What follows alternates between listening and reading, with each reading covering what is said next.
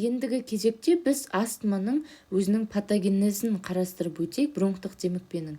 Яғни бірінші бізде гиперсенситивтілік иммундық жүйенің белсенділігін арттырып бастайды. Және қиын тізбектік реакциялар басталады. Яғни біз реакцияны бастамас бұрын олар өте үлкен, яғни бізде үлкен механизмнен тұрады. Оның әрқайсына қазір тоқталып өтеміз және бағанағы айтылған жасушаларды да толықтай айтып өтеміз, қайсысы неге байланысты дегендей. Көптеген жасушалар мен заттардың қатысуымен бұл яғни үлкен тізбек жүреді.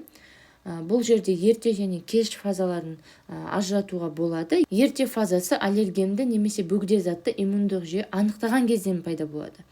Оған жауап ретінде плазма жасушалары иммуноглобулин Е антиденесін бөледі. Ары қарай иммуноглобулин Е аққан жасушаларымен байланысып, астма түріне байланысты өзгере бастайды. Яғни біз механизмді бірінші талқылап өтейік. Бірінші бізде аллерген организмге келеді. Яғни біздегі бірінші процесс ол аллерген организмге келеді. Осылай тұр, яғни бұл антиген. Антиген біздің организмге мынау жасушаның өзіне келді. Келгеннен кейін бізде бірінші нәрсе ол дендриттік жасушалар. Мынау тұрған бізде дендриттік жасуша. Дендриттік жасуша оны ұстап алып, көріп тұрсыздар, ұстап алған. Соны ұстап алып, ары қарай бізде оны қорытып, бұзып бастайды. Яғни одан кейін аллергенді ішке енгізеді. Бұл ішке клеткаға уже кірді аллерген.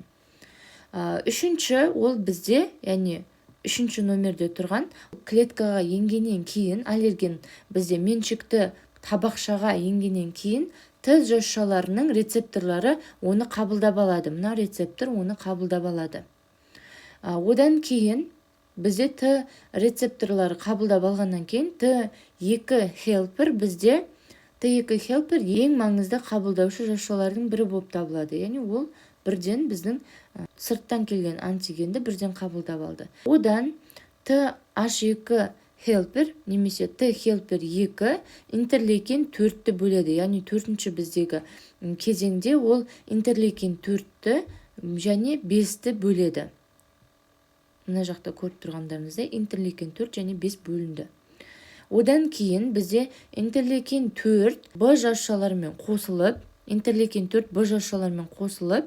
бізде иммуноглобулин Е бөледі. Бұл бізде аллергиялық процесте ең маңызды бір иммуноглобулиндердің бірі. Бесінші қадам интерлейкен 4 Б жасушасымен қосылып иммуноглобулин Е бөледі. Енді 6-шы кезекте бұл иммуноглобулин Елер, бөлінген иммуноглобулин Елер тучные клетки немесе шырлы жасушалар деп айтады, немесе ағылшынша маст целл. Осы маст целлға келіп Fc рецепторларымен қосылады.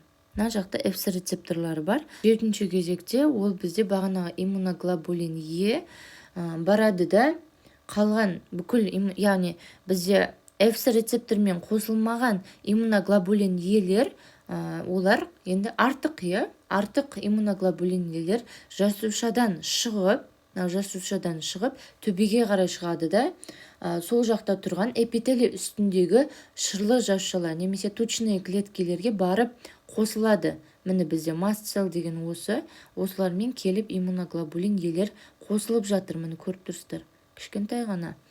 Осы процесс жүріп жатыр. Енді тыныс алу жолындағы шырлы жасушалардың бетінде иммуноглобулин Е көптеп орналасқан. Мына жақта көріп отырсыздар, өте көп иммуноглобулин Елер. Және ол антигендерге реакциясын көрсете бастайды. Түсінікті болды деп ойлаймын. Негізінен осы процесстерден өтеді. Енді ол қайтадан осы антигенді таныған кезде, яғни бізде бір-ақ рет келмейді ғой ол антиген. Тағы да келген кезде, бұл кезде шырлы жасушалар немесе тучные клетки үстінде иммуноглобулин Елер көп болып бастайды. Осылайша антиген ұсталып, екі иммуноглобулин Е іске қосылады. Міне екеуі бірге тұр. Осылар қосылады. Енді біздің эпителийдегі шырлы жасушаларымыз белсенді болды және меншікті табақшадағы шырлы жасушалар белсенді болып бастады. Яғни мына жақтағы да маст целлдер және мына жақтағы да маст целлдер олар бізде өте белсенді болып тұр. Бізде жедел реакция басталады. Біріншіден эпителийдің үстіндегі, яғни шырлы жасушалар белсенді болып өздерінің медиаторларын бөліп бастайды. Яғни бұл жерде бізде 8-ші қадам, ол бізде медиаторларды бөлінуі. Медиаторлардың өте көп түрлері бар. Яғни осы жерде медиаторлар бөлініп бастайды. Олар медиаторлардың бірі ол простагландиндер, лейкотриендер, интерлейкиндер және тағы да басқа қабынулы цитокиндерді бөліп бастайды. Бұл жақтағы бірінші функция эпителийлік шырлы жасушалар цитокиндерді бөлген кезде бұл цитокиндер эпителий жасушаларының арасындағы бос бөліктерін ашып бастайды. Яғни клеткаларды ығыстырып, мына жерде көріп тұрсыздар, ығыстырып тастады клеткаларды бір-бірінен айырып. Сөйтіп ол жерде бос бөліктер пайда болды. Бұл бос бөліктерден мына антигендер бірден меншікті табақшаға өтіп кететін. Одан кейін бізде субэпителийлік кезбе нерві, мынау vagal afferent nerve дейді. Яғни осы субэпителийлік кезбе афференті енді антигенмен байланыста болады. Себебі байланыстар ашылды, мына жақты көріп отырсыздар. Ашылғаннан кейін олар меншікті табақшаға өтіп кетті. Одан кейін кезбе афференті сигналды қайта орталыққа жібереді. Яғни одан жергілікті және орталық жауап пайда болады. Ол кезбе афферентін қоздырып бронхтық констрикция немесе жиырылу орын алады. Яғни бұл жерде біздің бұлшықетімізге осы vagal afferent nerve әсер етіп жатыр. Афферент және эфферент. Афференттіден ары қарай бізде сигнал келіп, эфферентті нервке әсер етеді де, ары қарай бізде тегіс бұлшықетімізде констрикция жүреді. Яғни бұл қысылып бастайды. Есіңізде ме, лекция басында біз тыныс алу обструкциясының триадасын талқылаған болатынбыз. Ол біріншісі бізде тыныс алу жолының обструкциясы, екіншісі тегіс бұлшықеттің гиперплазиясы және гиперактивтілігі, және үшіншісі қабыну. Бұлар астманың пайда болуына алып келеді және жүйке жүйесі арқылы бронхтың бұлшықеттері реакциясы тікелей антигенмен жүзеге асады. Міне көріп тұрсыздар, антигендер келіп біздің vagal, яғни кезбе афференті мен эфферентіне әсер етіп жатыр. Екіншіден, антиген келіп меншікті табақшадағы шырлы жасушаларын белсендіріп, нейтрофил мен эозинофилдер хемоаттракциясын туғызады. Астма кезінде басты жасушалардың бірі ол эозинофилдер болып табылады. Енді біз қалай осы эозинофилдер белсенді болатынын біліп алуымыз қажет. Жедел аллергенге реакцияға кеш фаза реакциясы да кіреді. Яғни бізде бағана басында айтып өткенде ерте фаза және кеш фазасы бар деп айттық. Сол жерде жедел аллергенге, яғни кеш фазасында реакцияны білдіріп отырады. Енді соны талқылап өтейік. Шырлы жасушалар эозинофилдердің келуін, яғни шақырып жатыр. Енді мына шырлы жасушаларда лейкотриен, ЛТС4, Б4, С4, Д4, Е4-ті бөліп жатыр. Бұл қабыну медиаторлары тегіс бұлшықеттердің жиырылуына алып келеді және бронхоконстрикция деп атаса да болады бұны. Одан соң қан тамырларға әсер етіп, қан тамырлардың кеңейіп, көптеп сұйықтық бөліне бастайды. Бұл жақта ісіну, яғни қабынудың ісіну процесі туындайды және бұл кезде клеткалар ұлғайып, ауа өтетін тесік одан сайын кішірейіп бастайды. Және шырышты бездердің гиперактивті болуына алып келеді. Яғни шырышты бездер бізде мукус. Яғни мукус бізде өте белсенді болып бөлінеді. Олар қозып тұрғандықтан олар көбірек шырыш бөліп бастайды және бұл шырыштар жоғары қарай шығып кетеді. Көріп тұрсыздар? Яғни шырыш аз-аздан бөлініп жоғары шығады. Мына жақта бізде қалыпты мөлшерде шырыш аз болады, бұл жерде өте көп мөлшерде. Егер бізде қалыптыдан тыс шырыш бөлінсе, тыныс алу бөлімі обструкцияға ұшырайды ма? Иә, әрине. Тыныс алу тесігі кішірейіп бастайды. Себебі біздің өзіміздің тесігіміз бар еді ғой, яғни тыныс алу тесігіміз. Ол жақта шырыш жиналып қалады, осылайша кішірейіп бастайды. Қан тамырларға гиперактивтілік бронх қабырғасының қабынуына алып келеді. Одан тыныс алу тесігі кішірейіп, дем алу қиындай бастайды. Біздің пациентте ентікпе пайда болады. Осы триада шырлы жасушадан бөлінген лейкотриендердің әсерінен белсеніп, осындай көріністі беріп жатады. Енді қайта оралсақ, шырлы жасушалар сонымен қатар циклооксигеназа жолын белсендіріп, арахиноид қышқылының белсену жолын тудырады. одан простагландиндер бөлінеді. Простагландин D2 маңызды простагландиндер, тура ликотрен сияқты эффектісі бар бұл простагландиндердің, бірақ маңыздылығы олар шырыштарға және бұлшықеттерге әсері бар. Тура ликотрен сияқты бронхоконстрикция мен көп шырыштың бөлінуін қамтамасыз етеді. Тағы да не орын алады бұл жерде? Нейтрофилдер де өзінің қабынулық химиялық құрылымдарын бөле бастайды, осылайша қабыну процесі жүре береді. Енді кеш реакция дегеніміз не? Соған тоқталып өтейік. Біраз сағаттардан кейін, яғни біз жедел түрде пайда болса, бірінші тұрған біздің Б деп тұрғанымыз. Енді екіншісі кеш фазасы. Кеш фазасы бізде сағаттарға дейін созылады, 24 сағат немесе одан да көп уақытқа дейін.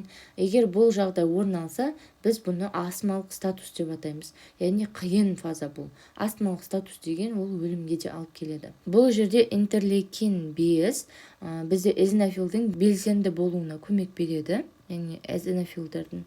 Одан кейін бізде шырлы жасушалар тағы да интерлейкин бөліп бастайды. Яғни маст цell бағанағы интерлейкин 5-ті көп бөле бастайды. Эзинофилдар не істейді?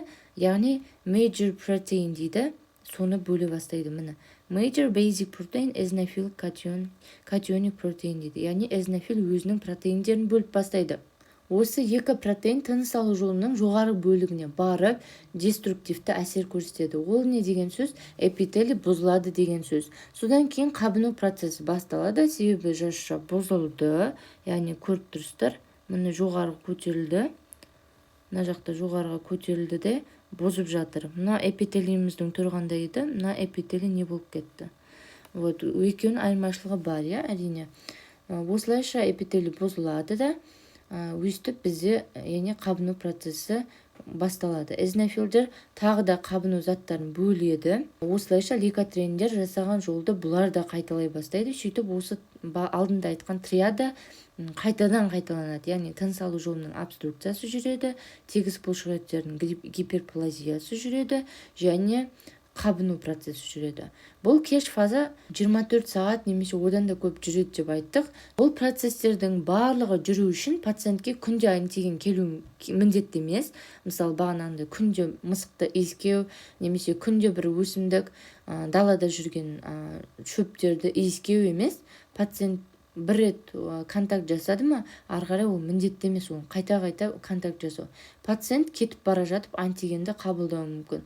Ол ерте фазадан өтіп, ары қарай кеш фаза басталып кетеді де, бұл жерде антиген сізге қажет болмайды. Эзинофилдар отырып маған антигенді бер, содан кейін ғана мен жұмыс жасаймын демейді.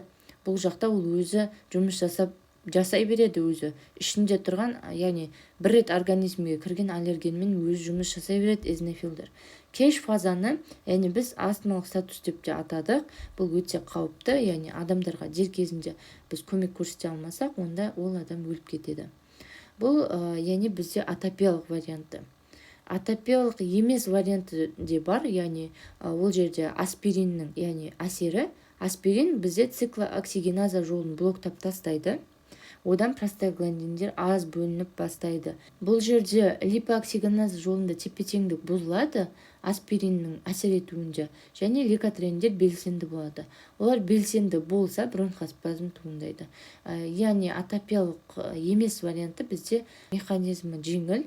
Егер аспирин осындай жағдайда туындап жатса, онда біз оны ішуді тоқтатуымыз керек. Немесе пациентіміз ішіп жатса, оны тоқтату керек.